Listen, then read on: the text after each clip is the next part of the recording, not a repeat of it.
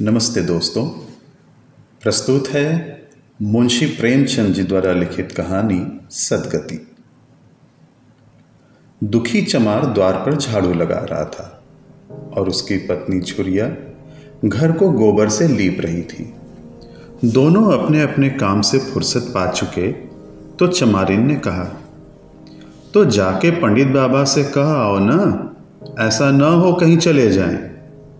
दुखी ने कहा, हाँ जाता हूं, लेकिन यह तो सोच बैठेंगे किस चीज पर। झुरिया ने कहा, कहीं से खटिया न मिल जाएगी, ठकुराने से मांग लाना। दुखी ने कहा, तू तो कभी कभी ऐसी बात कह देती है ना कि देह जल जाती है। ठकुराने वाले मुझे खटिया देंगे?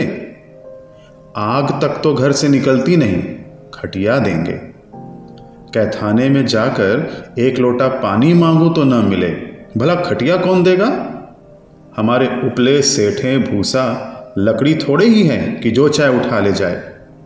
ला अपनी खटोली धोकर रख दे, गर्मी के दिन तो हैं, उनके आते आते सूख जाएगी।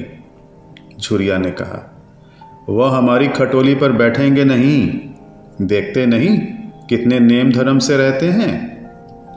दुखी ने जरा चिंतित होकर कहा, हाँ ये बात तो है, महुए के पत्ते तोड़कर एक पत्तल बना लूं तो ठीक हो जाए। पत्तल में बड़े बड़े आदमी खाते हैं, वह पवित्र है। ला तो डंडा, पत्ते तोड़ लूं। झुरिया ने कहा, पत्तल मैं बना लूंगी, तुम जाओ, लेकिन हाँ उन्हें सीधा भी तो देना होगा। अपनी थाली में रख दूं? दुखी ने कहा, कहीं ऐसा गजब न करना, नहीं तो सीधा भी जाए और थाली भी फूटे। बाबा थाली उठाकर पटक देंगे, उनको बड़ी जल्दी किरोध चढ़ आता है। किरोध में पंडिताइन तक को छोड़ते नहीं, लड़के को ऐसा पीटा कि आज तक टूटा हाथ लिए फिरता है।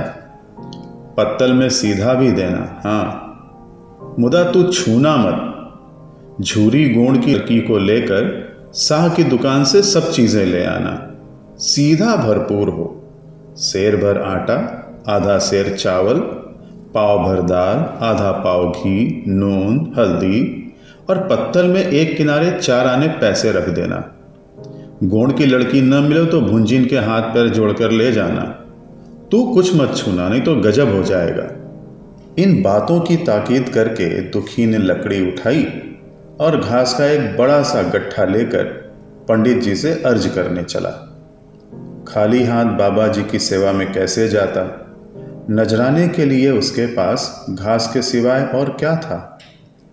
उसे खाली देखकर तो बाबा दूर से ही दुत्कारते। पंडित घासी राम ईश्वर के परम भक्त थे। नींद खुलते ही ईशोपासन में लग जाते।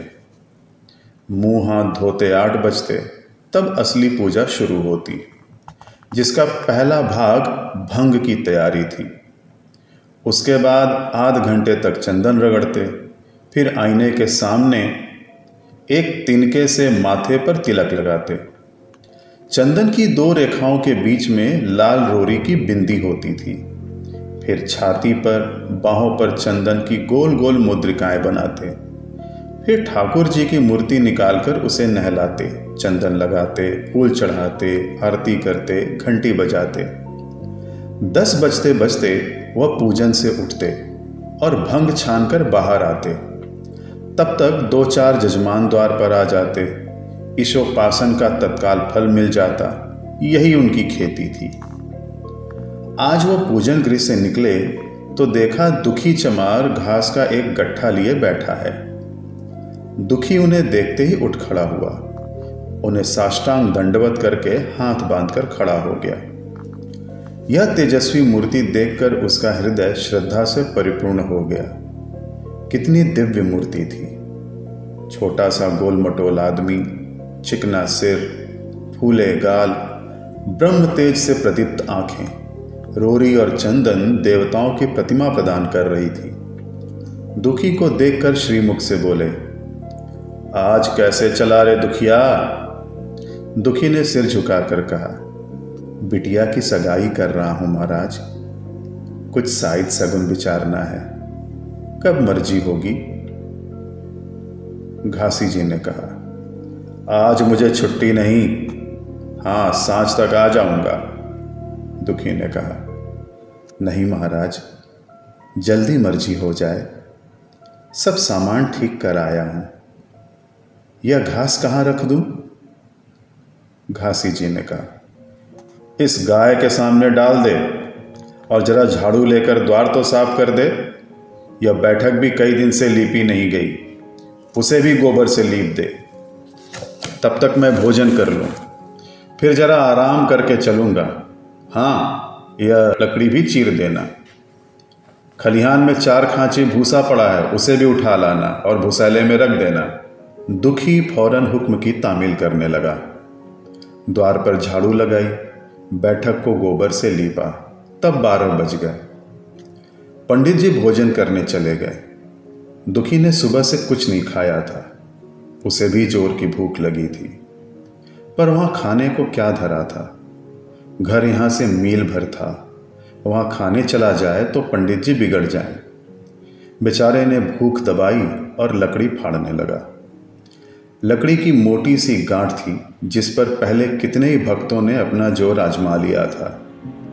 वह उसी दमखम के साथ लोहे से लोहा लेने को तैयार थी। दुखी घास छीलकर बाजार ले जाता था, लकड़ी चीरने का उसे अभ्यास न था। घास उसके खुरपे के सामने सिर झुका देती थी।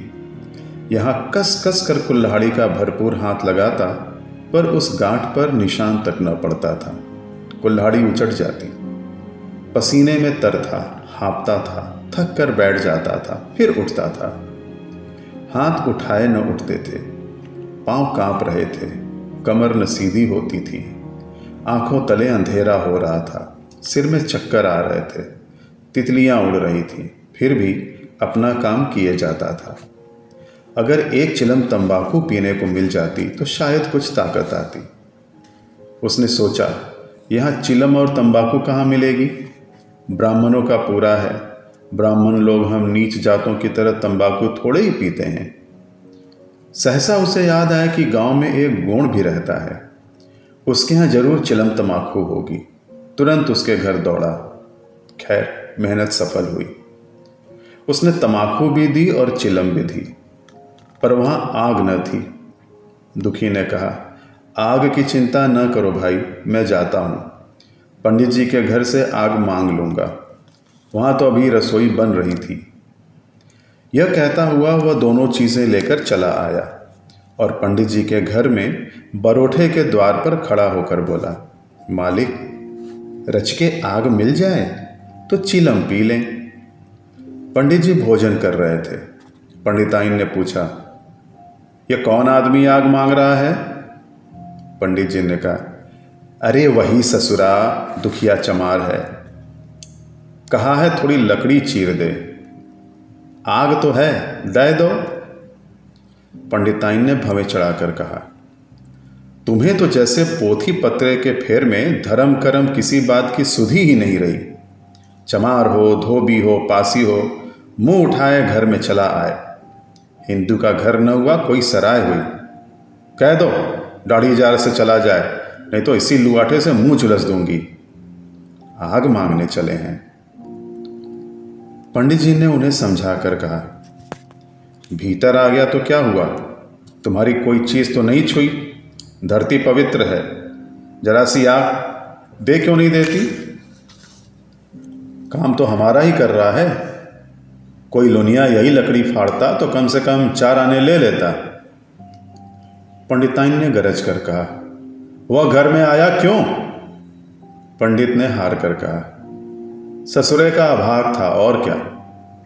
पंडिताइन ने कहा, अच्छा, इस बखत तो आग दिए देती हूं, लेकिन फिर जो इस तरह घर में आएगा तो उसका मुंह ही जला दूंगी। दुखी के कानों में इन बातों की भनक पड़ रही थी। पछता रहा था, नाहक आया। सच तो कहती हैं, पंडित के घर में चमार कैसे चला आए? बड़े पवित्र होते हैं ये लोग, तभी तो संसार पूजता है, तभी तो इतना मान है। भर चमार थोड़े ही हैं, इसी गांव में बूढ़ा हो गया, मगर मुझे इतनी अकल भी ना आई। इसलिए जब पंडिताइन आग लेकर निकली तो वह मानो स्वर्ग का वरदान पा गया। दोनों हाथ जोड़कर जमीन पर माथा टेकता हुआ बोला, पड़ाइन माता, मुझसे बड़ी भूल हुई कि घर में चला आया। चमार की अकल ही तो ठहरी, इतने मूर्ख न होते तो लात क्यों खाते। पंडिताइन चिमटे से पकड़कर आग लाई थी। 5 हाथ की दूरी से घूंघट की आड़ से दुखी की तरफ आग फेंकी। आग की बड़ी सी चिंगारी दुखी के सिर पर पड़ गई। जल्दी से पीछे हटकर सिर को झटकने लगा। उसने मन में कहा, यह एक पवित्र ब्राह्मण के घर को अपवित्र करने का फल है। भगवान ने कितनी जल्दी फल दे दिया। इसी से तो संसार पंडितों से डरता है और सबके रुपये मारे जाते हैं। ब्राह्मण के रुपये भला कोई मार तो ले, घर भर का सत्यानाश हो जाए। पांव गल गल कर गिरने लगे। बाहर आकर उसने चिलम पी और फिर कुल्हाड़ी लेकर जुट गया। खटखट की आवाजें आने लगी।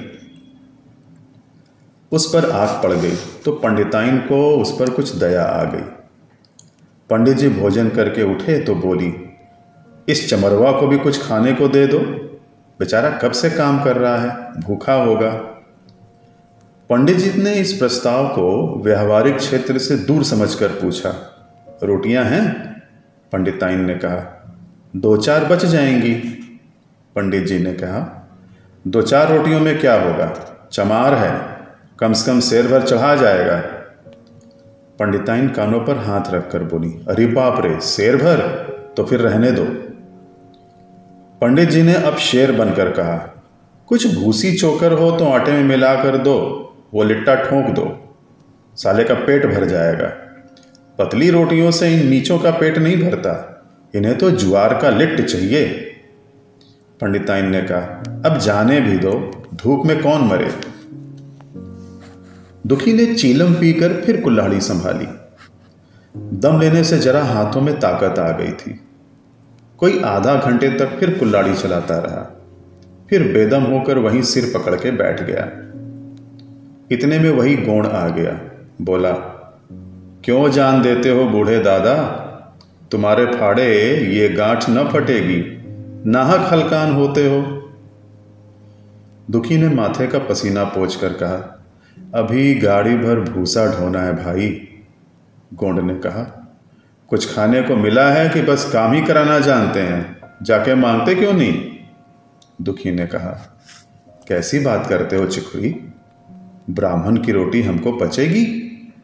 गोंड ने कहा, पचने को पच जाएगी, पहले मिले तो। मूछों पर ताव देकर भोजन किया और आराम से सोए, तुम्हें लकड़ी फाड़ने का हुक्म लगा दिया। जमींदार भी कुछ खाने को देता है, हाकिम भी बेगार लेता है तो थोड़ी बहुत मजूरी देता है, या उनसे भी बढ़ गए, उस पर धर्मात्मा बनते हैं। दुखी ने कहा, धीरे धीरे बोलो भाई, कहीं सुन ले तो आफत आ जाए। यह कहकर दुखी फिर संभल पड़ा और कुल्हाड़ी की चोट मारने लगा। चिखुरी को उस पर दया आई। आकर कुल्हाड़ी उसके हाथ से छीन ली और कोई आधा घंटे खूब कस कस कर कुल्हाड़ी चलाई, पर गांठ में एक दरार भी न पड़ी। तब उसने कुल्हाड़ी फेंक दी और कहा, तुम्हारे फाड़े ये न फटेगी, जान भले निकल जाए। दुखी सोचने लगा, बाबा ने यह गांठ कहाँ रख छोड़ी थी कि फाड़े नहीं फटती, कहीं दरार तक तो नहीं पड़ती। मैं कब तक इसे चीरता रहूँगा। अभी घर पर 100 काम पड़े हैं, कार परोजन का घर है, एक न एक चीज़ घटी ही रहती है, पर इन्हें इसकी क्या चिंता। चलूँ जब तक भूसा ही उठा लाऊं, कह दूंगा बाबा आज तो लकड़ी नहीं फटी, कल आकर फाड़ दूंगा। उसने झौवा उठाया और भूसा ढोने लगा।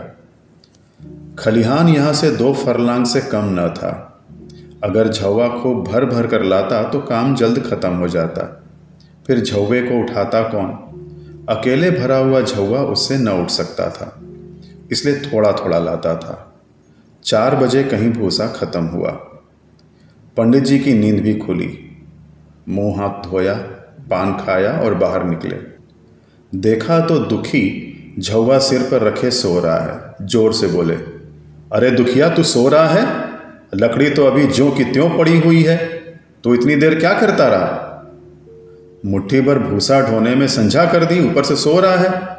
उठा ले कुल्हाड़ी और लकड़ी फाड़ डाल। तुझसे जरा सी लकड़ी नहीं फटती, फिर साइड भी वैसे ही निकलेगी, मुझे दोष मत देना। इसी से कहा है कि नीच के घर में खाने को हुआ और उसकी आंख बदली। दुखी ने फिर कुल्हाड़ी उठाई। जो बातें पहले सोच रखी थी वह सब भूल गई। पेट पीठ में धंसा जाता था। आज सवेरे जलपान तक न किया था।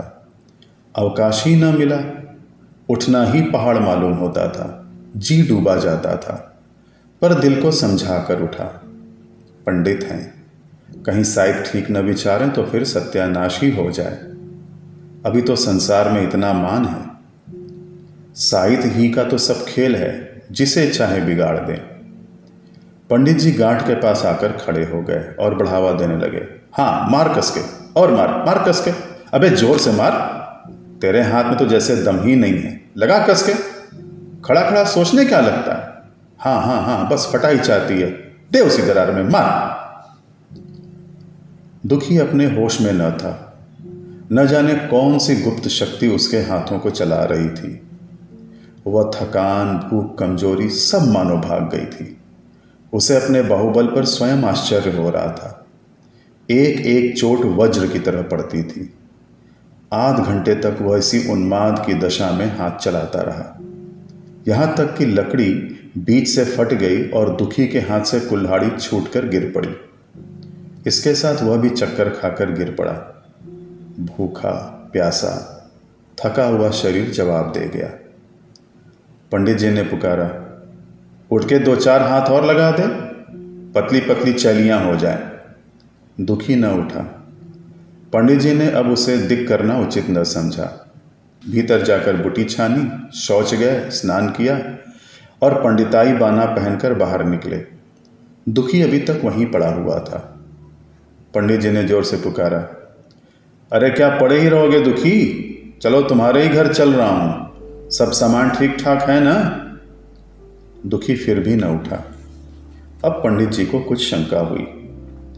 पास जाकर देखा तो दुखी अकड़ा पड़ा हुआ था। बदहवास होकर भागे और पंडिताइन से बोले, दुखिया तो जैसे मर गया। पंडिताइन हकबका कर बोली, वह तो अभी लकड़ी चीर रहा था ना? पंडित जी ने कहा, हाँ, लकड़ी चीरते चीरते मर गया, अब क्या होगा? पंडिताइन ने शांत होकर कहा, होगा क्या?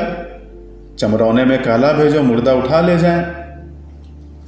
एक क्षण में गांव भर में खबर हो गई। पूरे ब्राह्मणों की ही बस्ती थी, केवल एक घर गोंड का था। लोगों ने इधर का रास्ता छोड़ दिया। कुएं का रास्ता उधर से ही था। पानी कैसे भरा जाए? चमार की लाश के पास से होकर पानी भरने कौन जाए?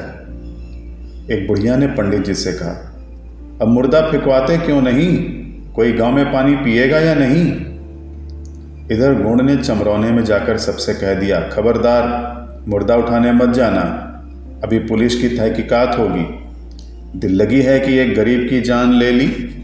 पंडित होंगे तो होंगे अपने घर के, लाश उठाओगे तो तुम भी पकड़ जाओगे। इसके बाद ही पंडित जी पहुंचे, पर चमरौने का कोई आदमी लाश उठा जाने को तैयार न हुआ। हाँ, दुखी की स्त्री और कन्या दोनों हाय हाय करती वहां चली और पंडित जी के द्वार पर आकर सिर पीट पीट कर रोने लगी। उनके साथ 10-5 और चमारिनें थीं। कोई रोती थी, कोई समझाती थी, पर चमार एक भी न था। पंडित जी ने चमारों को बहुत धमकाया, समझाया, मिन्नत की, पर चमारों के दिल पर पुलिस का रोब छाया हुआ था। एक भी न निकला। आखिर निराश होकर लौट आए। आधी रात तक रोना पीटना जारी रहा। देवताओं का सोना मुश्किल हो गया, पर लाश उठाने कोई चमार न आया। और ब्राह्मण चमार की लाश कैसे उठाते? भला ऐसा किसी शास्त्र पुराण में लिखा है? कहीं कोई दिखा दे। पंडिताइन ने झुंझला कर कहा, इन डाइनों ने तो खोपड़ी चाट डाली, सबों का गला भी नहीं पकता। पंडित ने कहा, रोने दो चुड़ैलों को, कब तक रोएंगी? जीता था तो कोई बात न पूछता था, मर गया तो कोलाहल मचाने के लिए सब की सब आ पहुंची। पंडिताइन ने कहा, चमार का रोना मनहूस है। पंडित जी ने कहा, हाँ बहुत मनहूस। पंडिताइन ने कहा, अभी से दुर्गंध उठने लगी। पंडित जी ने कहा, चमार था ससुरा कि नहीं? साध असाध किसी का विचार है इन सबों को? पंडिताइन ने कहा, इन सबों को घिन भी नहीं लगती। पंडित जी कहते, भ्रष्ट हैं सब। रात तो किसी तरह कटी, मगर सवेरे भी कोई चमार ना आया। चमारी ने भी रो पीट कर चली गई। दुर्गंध कुछ कुछ फैलने लगी। पंडित जी ने एक रस्सी निकाली, उसका फंदा बनाकर मुर्दे के पैर में डाला और फंदे को खींचकर कस दिया। अभी कुछ कुछ धुंधलका था। पंडित जी ने रस्सी पकड़कर लाश को घसीटना शुरू किया और गांव के बाहर घसीट ले गए। वहां से आकर तुरंत स्नान किया, दुर्गा पाठ पढ़ा और घर में गंगा जल छिड़का। उधर दुखी की लाश को खेत में गीदड़ और गिद्ध, कुत्ते और कौवे नोच रहे थे। यही जीवन पर्यंत की भक्ति, सेवा और निष्ठा का पुरस्कार था।